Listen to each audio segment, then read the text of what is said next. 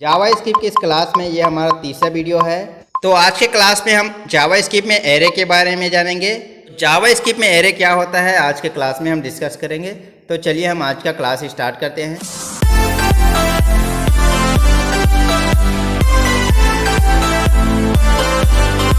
Hello guys, welcome back to my YouTube channel Mahiraj IT Infotech. हुनर है तो कदर है। तो जावा स्क्रिप्ट में एरे कई तरह से होते हैं, जैसे कि requirement of array, how to work with array, multi dimensional array, passing an array to a function, pointer to an array.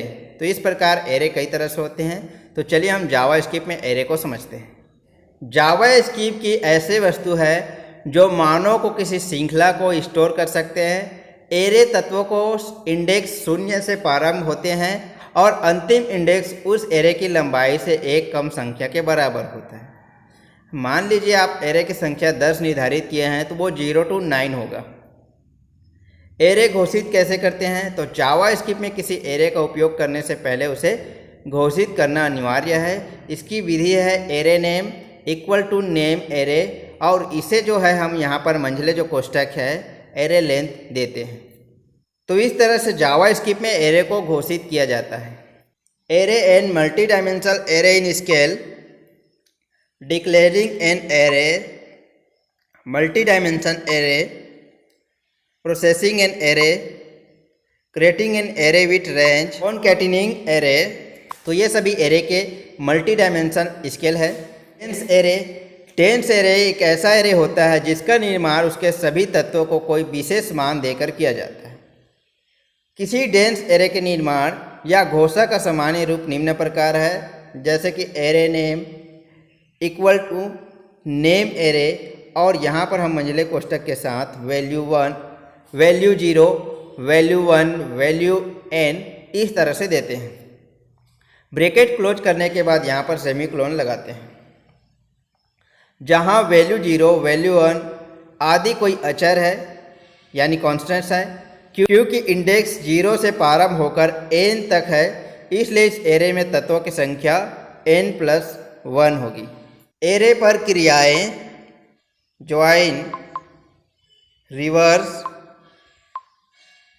Delete my array 5। इसका मतलब है ये 5वां नंबर का जो होगा यानी 4th नंबर पे 0 से काउंट होता है तो उसको डिलीट कर देगा। New sum array equal to new array, इसका मतलब है ये न्यू एरे का निर्माण करता है। एरे के तत्व, ऐसा आवश्यक नहीं है कि किसी एरे के सभी तत्वों को टाइप एक जैसा हो, आप अलग अलग प्रकार के मान भी एक ही एरे में रख सकते हैं। For example an array, new array, यहाँ पर हमने एरे ए, बी और 1 2 3 ट्रू, फॉल्स, नल इत्यादि एरे दिए हैं। तो ये सभी डिफरेंस एरे है। इन तत्वों को एक अन्य सब स्क्रिप्ट देकर उपयोग किया जा सकता है, जैसे कि num1 equal to an array 2 और 0 इंडेक्स दिया गया है। सेकेंड में देख सकते हैं नंबर 2 एन एरे 2 और 1 दिया गया है। और में देख सकते हैं number 3 equal to an array 2 और 2। ठीक इस प्रकार 0 1 2 3 यहाँ पर सब स्क्रिप्ट दिया गया है। किसी एरे की लंबाई कैसे ज्ञात किया जाता है? तो किसी एरे की लंबाई उसकी एक प्रॉपर्टी है, इसलिए इस नाम से उसकी लंबाई जानी जाती है।